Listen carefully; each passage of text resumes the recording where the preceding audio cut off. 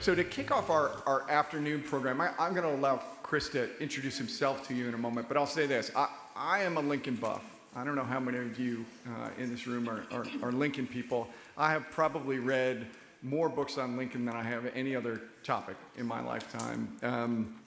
If you're a Lincoln buff, you know that one of the great debates among Lincoln historians is where the actual podium was at Gettysburg. And if you do a battlefield tour, you walk Gettysburg, if you do multiple tours, you will hear from different people with absolute certainty that the podium was here and also that it was somewhere else entirely. That has been an ongoing debate for a long time. I told you Monica's book is one of the most important things I read. One of the most interesting things that I read this year was on the front page of the New York Times. My colleague Chris showed up with this story that he had put an X on the map and delivered that research. So I asked Chris if, I think we had sushi together one day, and I asked Chris if he would share that research and that story with you all. So let me welcome Chris Oakley to the stage. Thank you. Pardon me. Can you all hear me? All right. So thank you, Kirk, for that introduction, and thank you for the invitation to do this. I'm going to just jump right in to get us back on schedule. And one of the things is I've been asked to share with you a classroom success story. It's a story rooted in the emerging field of the digital humanities. It's a story about the twists and turns that my students and I experienced as we endeavored to recreate a key moment in American history.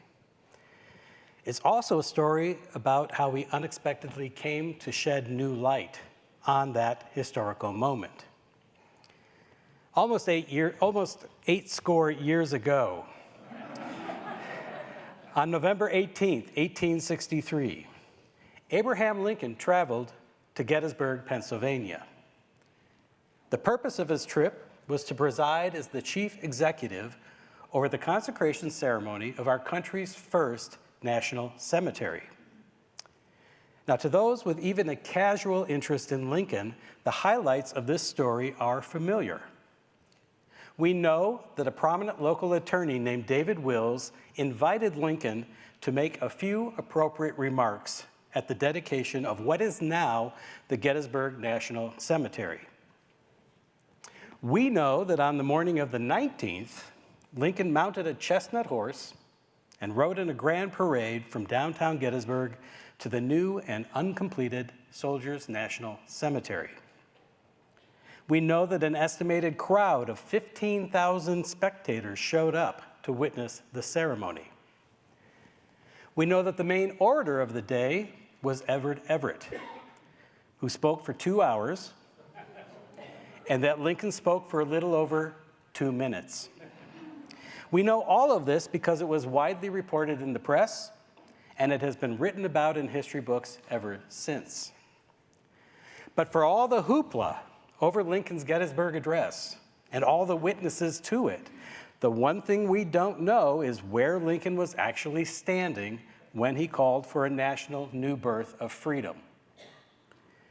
Now, according to the National Park Service in Gettysburg, where Lincoln stood is the most asked question by visitors to the cemetery.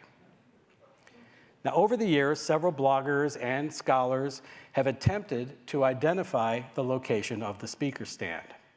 These researchers relied on written and photographic records from the 19th century to reach their conclusions. But each of those locations, some more plausible than others, must be classified as educated guesses, since there were no scientific methods available to test them. I'm going to share with you a peek at some of my research into where Lincoln stood when he delivered his Gettysburg Address.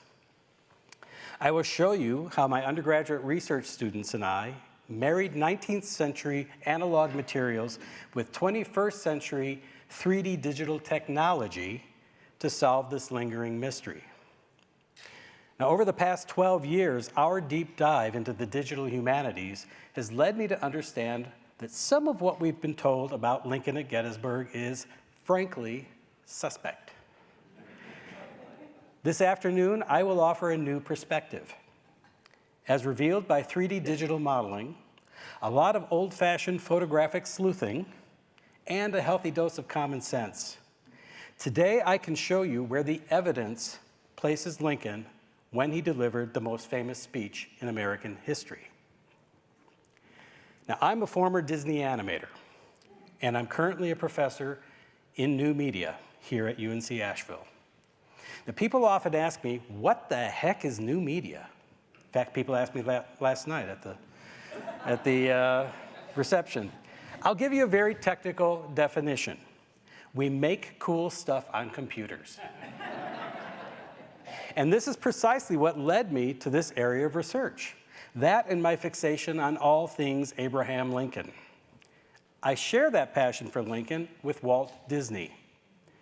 When Walt Disney was a young schoolboy, he memorized the Gettysburg Address and delivered it to his classroom. Walt's obsession with Lincoln lasted throughout his lifetime, and it reached a climax when he and his Imagineers brought Lincoln back to life through audio animatronics for the 1964-1965 New York World's Fair. Using cutting-edge robotics, Great Moments with Mr. Lincoln still delights Disneyland audiences to this day. Now, back in 2011, in the spirit of Walt Disney, I launched an undergraduate research endeavor called the Virtual Lincoln Project. The concept was to have my animation students create a digital photoreal Abraham Lincoln and bring him to life delivering the Gettysburg Address. We digitally scanned 2 life masks of Lincoln to get our project underway. We took those scans into a program called Maya, which is an industry standard software used for animation, digital modeling, and creating special effects for film and television. Now, several teams of students labored on this project over many years. And unfortunately, we had to put the project on hold when the pandemic hit.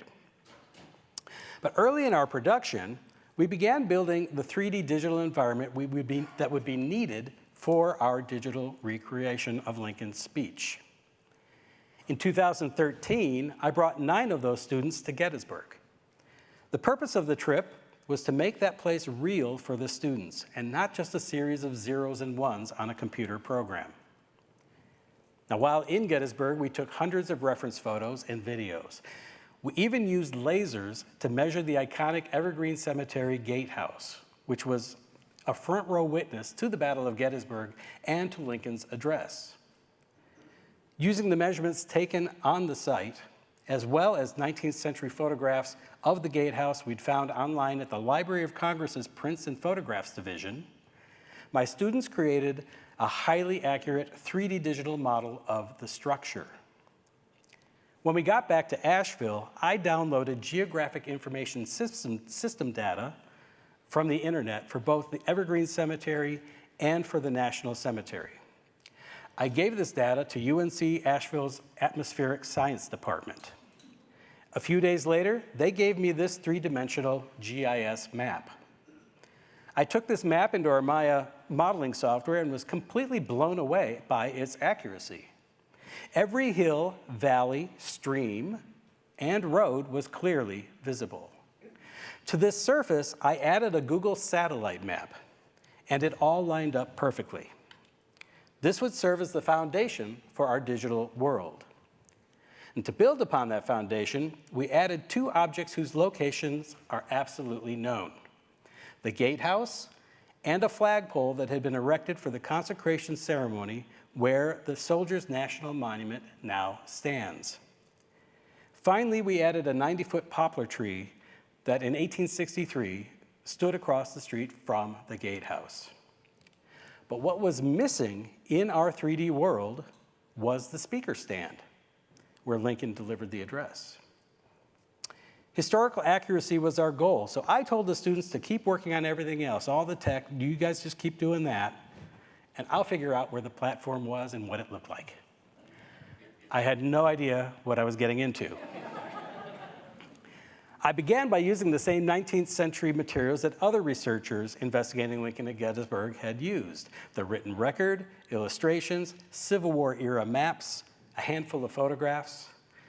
Contemporaneous press accounts relied heavily on the ceremony's printed program and don't really shed much light beyond what was printed in that program.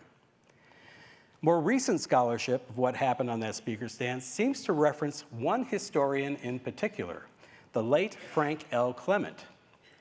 Clement was a professor of history at Marquette University, and his 1993 book, The Gettysburg Soldiers' Cemetery and Lincoln's Address, compiles years of papers and articles into one volume. When I found and read this book, I thought I'd hit pay dirt. It's all there. Platform size, locations, a who's who of the VIPs who were seated on the stand. It even had the printed music that was of the songs that were performed during the ceremony.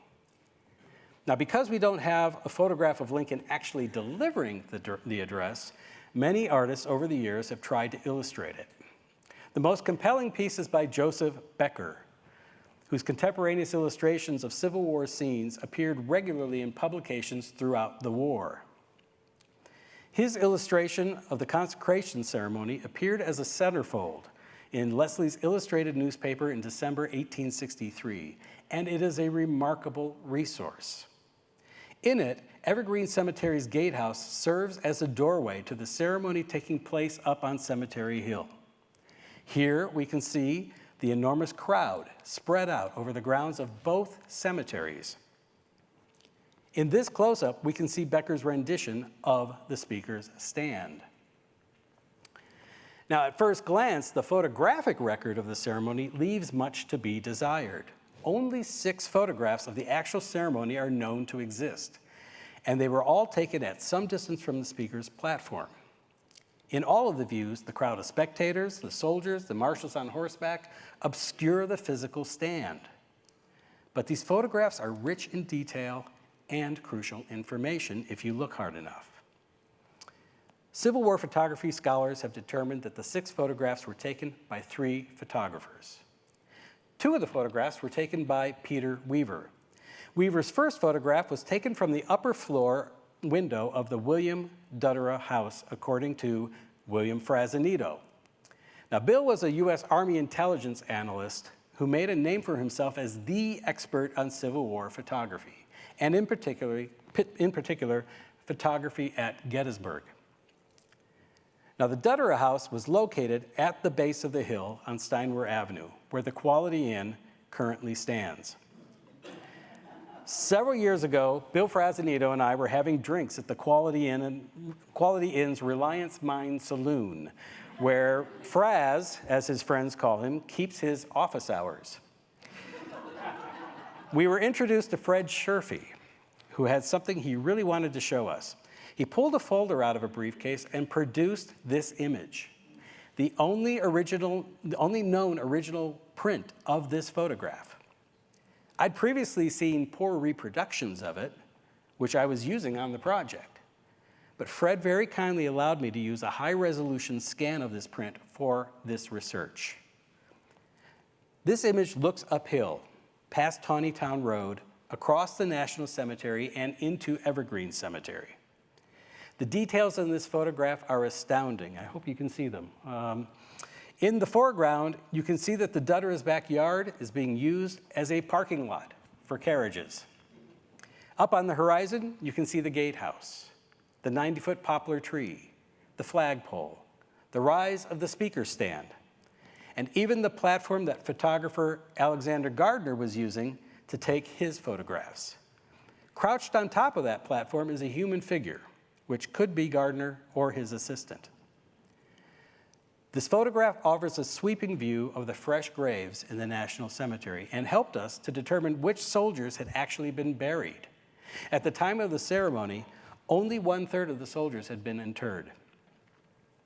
The second photograph credited to Peter Weaver is this view taken from the second-floor window of the Evergreen Cemetery gatehouse.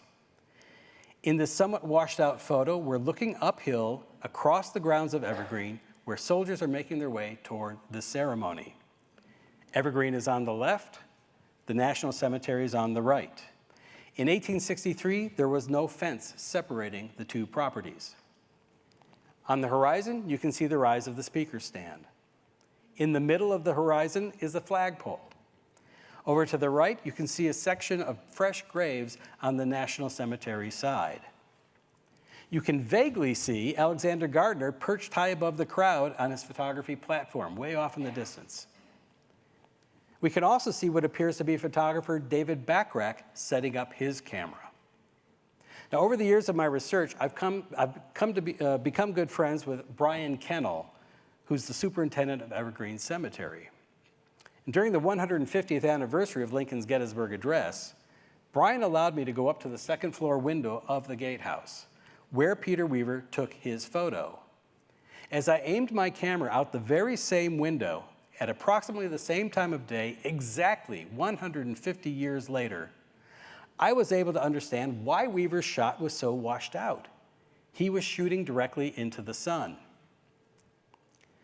Now, 3 of the 6 dedication photographs have been attributed to Alexander Gardner, the man standing on that platform in the distance. Stereo photography was quite the rage during the Civil War, and some of Gardner's most famous images were taken in stereo view. I obtained these digital versions of the photos from the Library of Congress website, where you can search their online archives and download images and documents in high resolution.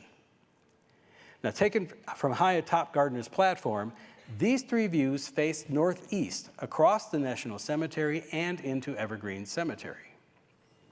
In the foreground, soldiers in dress uniform are carrying rifles with fixed bayonets, and they're milling about. And there are several boys who are fascinated by the camera, so they're posing. Assistant marshals with white sashes are processing on horseback past the flagpole and toward the speaker's stand. Beyond the line of horses is the gatehouse, the flagpole, and the 90-foot poplar tree. You can see East Cemetery Hill and Culp's Hill off in the distance. The speaker stand rises up just in front of the comfort tent, which was provided for Everett because it was going to be a long ceremony. Everett had suffered a recent stroke and had issues controlling his bladder. To the right of the tent is the parking area for the VIP's horses. Further to the right and beneath a stand of trees is the Rocky Center, which is where boulders were piled up after being excavated from graves in Evergreen. This is the second Gardner stereo view that I downloaded from the Library of Congress website. I saw that they also had a high-resolution scan of the right side of this image, so I downloaded that file, and while examining it, noted that the negative plate was in poor condition. Looking back at that stereo view, I noticed that the left side was in much better shape, but I couldn't find a link to the high-resolution scan of it. Well, there was a button at the top of the website labeled Ask a Librarian. I pushed the button. And I sent them a text basically asking them if they'd ever scanned the left side in high resolution. The next morning, I received a reply. No, we haven't. Would you like us to? I believe I paid $73 to have Gardner's original negative plate scanned in a high resolution, and for several months, I was the only person in possession of this image. And what a boost it was to my research. Now, when I remember that Gardner or his assistant was visible in Peter Weaver's photograph from the second floor of the gatehouse, I wondered if the opposite was true. The scan of this photograph was in very high resolution, so I took the image into Photoshop and zoomed way in. Sure enough, you can see Weaver's box camera and Weaver just inside the window, pointing in our direction. In another Gardner photo, Weaver and his camera are even more visible. But there was yet one more surprise. Back to the stereo view that I was focused on, you can see that there's a bearded man standing on the right edge of the frame.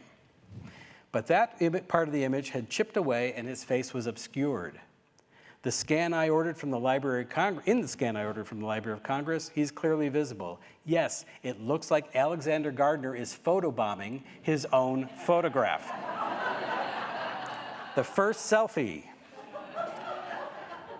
I do feel obliged to mention that back in 2013, there was quite a debate among historians when I went public with an assertion that I'd found Lincoln in this Gardner photo. Now, for the purposes of keeping this presentation on topic, I'll table that discussion.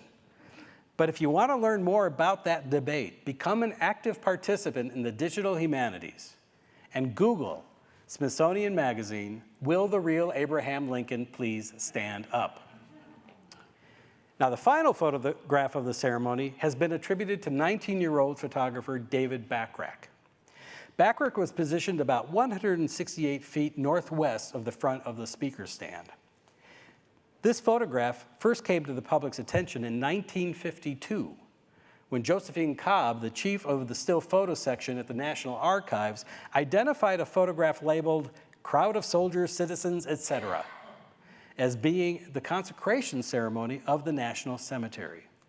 Knowing that Lincoln had to be in there somewhere, Cobb enlarged the negative plate several times and eventually found Lincoln seated on the platform.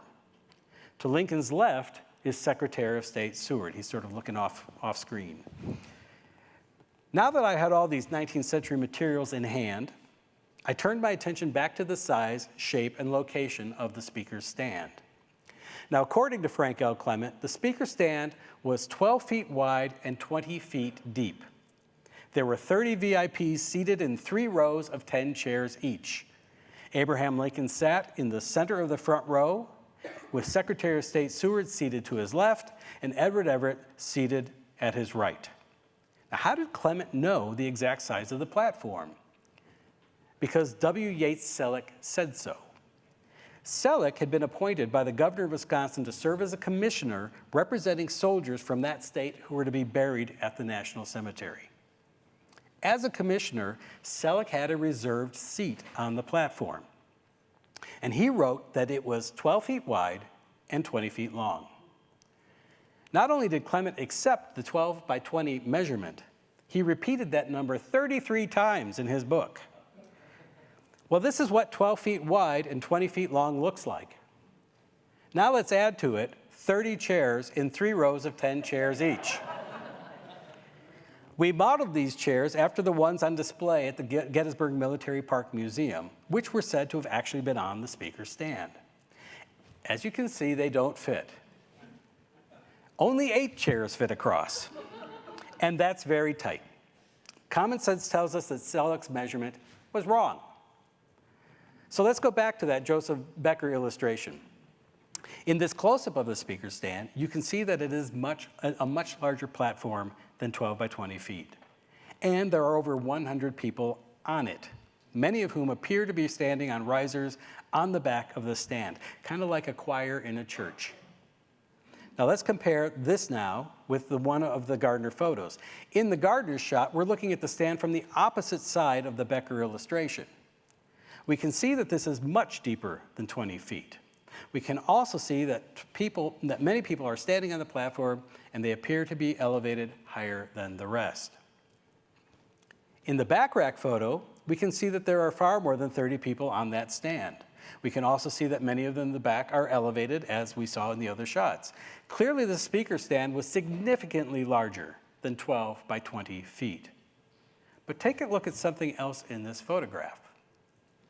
On the left side of the image, there is a line of folks who are raised higher than the ones on the ground. The line flares out to the left. That's the left edge of the platform. Now notice that we can see a similar flaring out on the right side of the platform, just past the seated governors. How is this possible? From Bachrach's position in front of the stand, it defies geometry and the laws of perspective. Unless the platform was actually shaped like a trapezoid. Now we have room to place 3 rows of 10 chairs each. In 1908, Selleck was asked to write down his memories of the Gettysburg Address. 45 years after the event, he recorded the names of 39 VIPs who were actually seated on the platform. So now we have to add 9 more chairs. One issue did come up when we made this adjustment to the speaker's stand. In the Gardner photos, I discovered you could actually see William Seward sitting on the platform in profile. Now, while I was excited to have discovered images of Seward that had previously gone unidentified, it did raise another issue. Why does Seward look like he's sitting in the third row when we can see him in the back rack photo sitting in the front row next to Lincoln? I stood in my office with a couple of my students trying to puzzle this out on a whiteboard. We were coming up blank until one of my students, Kenny Michaud, suddenly said, well, maybe they were sitting like an orchestra. OMG. That would explain it. Let's plop Seward back into his seat. If they were sitting in a semicircle, from the side, the middle of the three rows would look like it's further back. This seating arrangement also suggests why the stand was shaped like a trapezoid. Now, looking more closely at the back rack photo, you can see the curve. The folks sitting on the ends are a little closer to the camera than the ones in the middle, and they're sitting at an increasing angle to the camera. By the way, a couple years after figuring this out, I was standing in the pre-show area at Disneyland, waiting to see the great moments with Mr. Lincoln. That's a pilgrimage for me. And there was this concept painting by Disney Imagineer John Pomeroy hanging on a wall that depicted Lincoln delivering the Gettysburg Address. Pomeroy has them seated in orchestral formation. Okay, we now have a shape. And as you can see, I've also indicated the size. We'll get to how I arrived at those dimensions in a moment.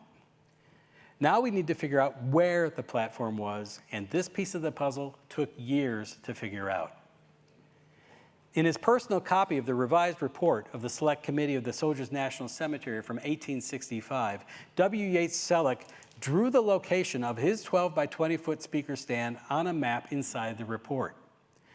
When this document was published by the Civil War Times Illustrated in July of 1976, it caused a bit of a stir because Selleck's location flew in the face of what for over 100 years had been the accepted traditional position of the speaker's platform, where the Soldiers' Monument now stands. Clement dismissed Selleck's location because it put the speaker's platform downhill and close to where the New York Monument stands today. Had the ceremony taken place there, the graves would have been behind the speaker's stand and not in front of it. Eyewitness press reports placed the stand much higher on the hill, describing a commanding view of the surrounding area. Now, most people took that to mean where the National Monument currently stands. But according to one reporter who was there, the flagpole stood where, quote, it is proposed to erect a national monument.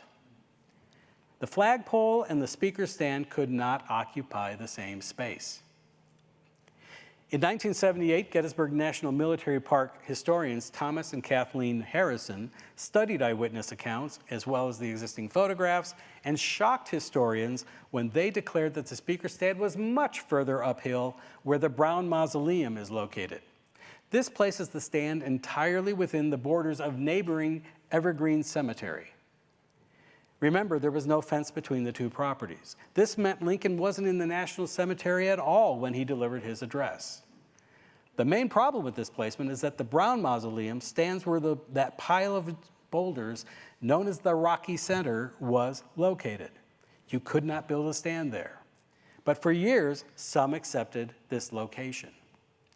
In 1995, when Bill Frazanito released early photography at Gettysburg, he placed the speaker stand within the confines of Evergreen Cemetery and listed the graves that formed the boundary of the stand.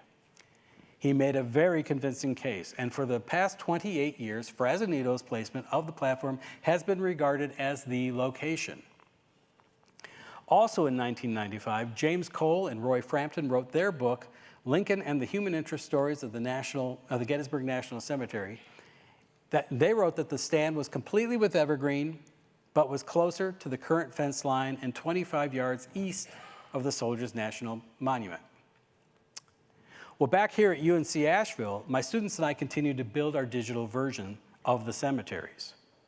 Somehow I got it into my head that it would be a cool opening for our video if we showed one of the photographs of the ceremony and then had it dissolve into the digital recreation with everything matching up.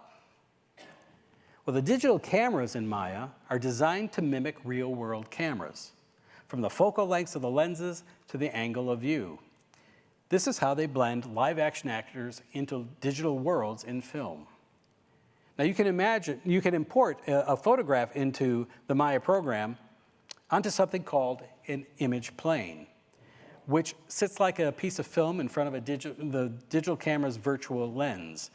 Now imagine putting a photograph you've taken back into your camera, then using that photograph to line everything up so that you can see, so that everything you can see in the photo is in the real world. If you're able to do it, you will be standing in the exact same spot you were in when you took the photo in the first place. It seemed logical to me that if I could line up our digital world's horizon line and the gatehouse and the flagpole with the analog Gardner photograph from 1863, our digital camera would be in the same place. Now, Gardner's camera was the same place that Gardner's camera was in. And we would then know where Gardner was standing. Well, it took a while because I had to make hundreds of minute adjustments to our digital camera's positioning, focal length, and angle of view in order to match the photograph. Here is the Gardner photograph and our digital recreation together. The horizon line matches, the gatehouse matches, the speaker stand matches, the flagpole matches, and the comfort tent matches. Then it hit me. Each of these photographers took their photos from very different positions and all triangulated each other. It stood to reason that if I could digitally match each photographer's physical location, photograph, and angle of view, which is what their camera saw, I should be able to figure out the size, shape, and location of the speaker's stand. Anything lying within each camera view would have to match the photograph. If it didn't match what I was seeing through the digital lens, it wasn't correct. If I matched the object size and shape, but moved it just a few inches from the correct location, it went out of alignment in every view. A piece of the jigsaw puzzle can only fit in its intended spot. Now, because we know Weaver took one of his two photos from the gatehouse, I had a pretty good idea where to place him. Here is that analog photograph matched with our digital world. Now, I spent the next year trying to match Weaver's position from the attic of the Duttera house. This was especially difficult to do because no photograph of the house itself seemed to exist. Until I found the house in the background of a photograph at the Library of Congress website. This is the view of Ziegler's Grove and Cemetery's Hill, which was taken around the turn of the century. The house had exactly what I was looking for: an attic window facing uphill toward the cemeteries. Here is that Weaver photograph taken from the attic window and our digital recreation together. Now, the most difficult photo to match was Backrack's photo taken from the front of the speaker stand. After almost 3 years of trial and error and a ton of frustration, I was finally able to match his position. Our digital speaker stand, the horizon, the comfort tent, and the flagpole all came into alignment, but there was a problem. I couldn't match our stand-in digital humans with the real humans captured in Backrack's photo. The folks near the speaker stand almost matched, but the ones right in front of the camera were sinking into the ground up to their shins. Well, during one of my many visits to Evergreen Cemetery, Brian Kennel, the superintendent, accompanied me while I was surveying the spot where I believed the speaker stand to have been. I kept staring at the ground, and I finally asked Brian if it was possible that the ground was lower in 1863. Well, it's not only possible, he replied, it's probable. And he explained that at the time of the ceremony, no graves had been established in this part of the cemetery. And when you dig a grave, you disturb the earth and raise the ground level. I learned more about grave digging during this project than you ever want to know. But he pointed to the narrow alleys that separate the sections of graves, which were a good 6 inches to a foot lower, like the gutter of a bowling alley. That's the original height, he said. Armed with that information, I carefully lowered the ground in our digital world about 8 inches, and suddenly everything fit. None of our digital humans looked like they were sinking in quicksand. The last piece of the puzzle fell into place. Here is the Backrack photo and our digital recreation together. The horizon matches, the speaker stand matches, the flagpole and the comfort tent are where they should be, and the people are standing firmly on the ground. Coincidentally, back in October 2022, Chris Gwynn, the Chief of Interpretation and Education for the Gettysburg National Military Park, sent me a PDF of their 466-page cultural landscape report for Gettysburg's National Cemetery. The report discusses at length a civilian conservation corps project that transformed the park in 1934. In the 71 years since they had been laid, the semicircular headstones in the cemetery had settled on their stacked stone bases at different levels and rates. By 1934, the headstones looked unsightly and out of alignment. With CCC money, workers leveled the gravestones and poured cement underneath to give them a sturdier base. Then the entire terrain was regraded and raised 8 inches. This brought the sloping hillside flush with the tops of the headstones.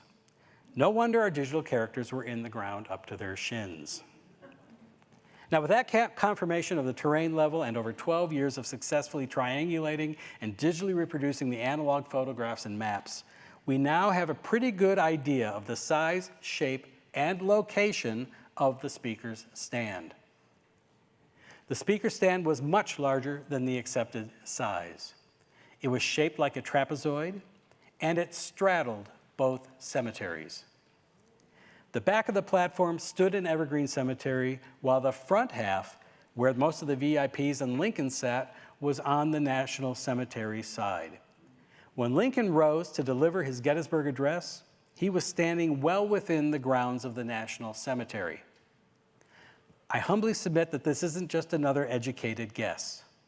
The 19th century reporters, witnesses, illustrators, and photographers left us many clues. All we needed was the 21st century digital technology, the patience, and the will to put it together. Looking at this another way, we can use our digital models and cameras to trace what each photographer's camera saw. Here is where Peter Weaver took his photo from the Duttera house. Everything to the left and the right of this angle is not in his photo. Everything within it is. Here is where Weaver took his photo from the gatehouse window. Here is where Gardner and his assistant took their photos. Here is where Backrack took his photo from the front of the platform. As you can see, when viewed this way, you get a sort of Venn diagram, which shows only one area where their views overlap. The traditional location is mostly within this central area, but the other stands fall outside of this intersection. Only the speaker's platform revealed by my research falls completely within the central zone. Now, in the end, does it really matter if we know where Lincoln was standing when he delivered his Gettysburg Address? Certainly what he said matters a great deal more than where he said it. But I believe it does matter. Knowing you are standing on the very spot where Lincoln proclaimed that government of the people, by the people, for the people, shall not perish from the earth, ignites the imagination, and it transports you in time. You become a living witness to the event. Now, over the next few days here at Asheville Ideas Fest, we are going to be having some frank and maybe even difficult conversations. Our nation is divided. People have stopped listening to each other. But if we listen carefully, Lincoln is still speaking to us today. 10 years ago, my students and I explored Evergreen Cemetery for a couple hours, trying to find the Frazanito platform location. As we got closer and closer, I noticed that the students' small talk and messing around had begun to taper off. I could sense their growing awareness of where they were. And by the time they were using their bodies to mark off the dimensions of the speaker stand at the location, there was absolute silence. They knew we were standing on what Lincoln had called hallowed ground. Now, I've had many of these students tell me over the years that they had very little interest in history when they joined the project. They were in it for the tech challenge. But by the time their work on the project had come to an end, they'd all become history buffs.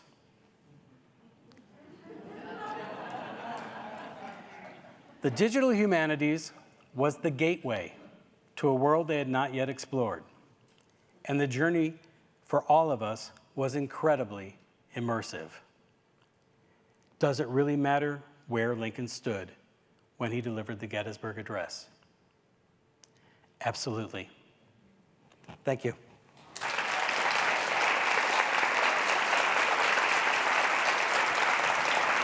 Thank you.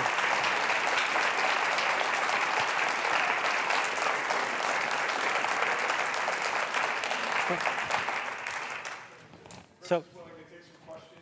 You may hold the mic, stand up a little bit for each side. But, anybody got any questions? Yeah, do you want to go to the mic? Sure. Okay. It's simple and I can say it. Now that you know, what can you do with this information? Because Spread we've it. all just, but do you go back to the National Archive? Who do you go to? Well, I've been making, I'm doing the presentation, and I am in touch with the National Park Service, and they've been very supportive, by the way. They're very pleased to know that Lincoln was actually standing in the right cemetery. So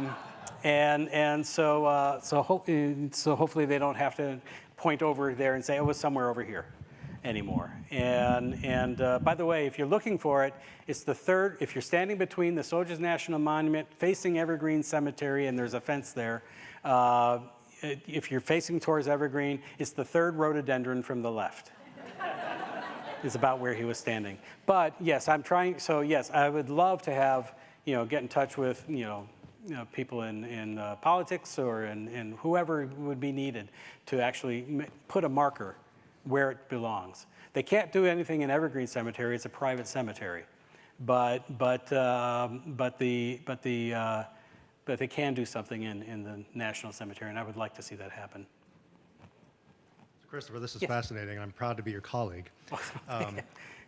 How has the Lincoln community responded to your findings, and have there been any detractors who have challenged your conclusions? Great question. No.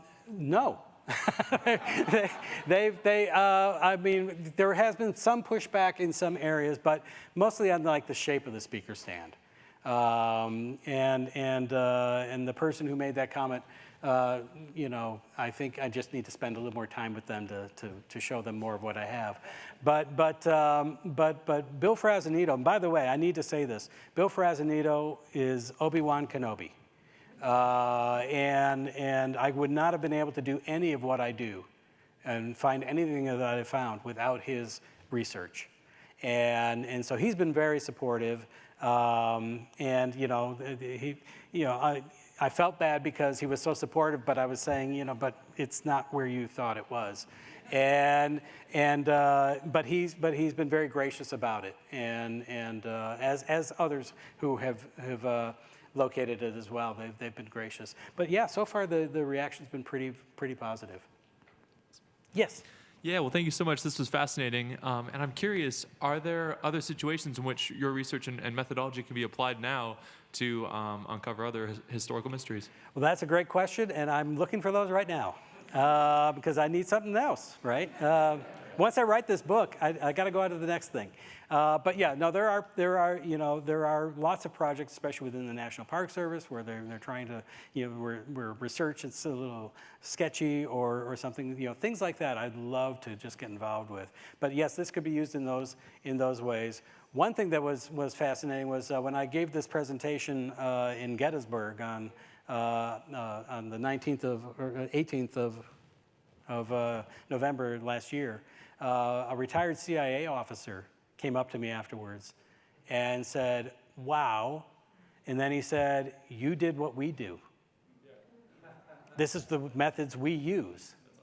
So it already, well, for the CIA, it exists already. Right. In education, this is an emerging field. Okay. Thanks so Thank you. much. Anything else? Say what? Recite it. 4 score. No, yeah. I would just muck it up, but But seriously, I encourage all of you to do that, to look up the Gettysburg Address, look up his second inaugural, look up his first inaugural. He spoke to us today. He knew what was coming. He knew how to deal with it. We are in a similar situation today that he found himself in. And the thing is we were having conversations earlier today. He didn't use the bluster. He didn't, he would find accommodation. He would find ways to get what he wanted. He was not unwilling to, compromise. If it got the job done. So definitely check out his speeches, because he does speak to us today. So, thank you. You want me to get that? Okay. I'll let you do it.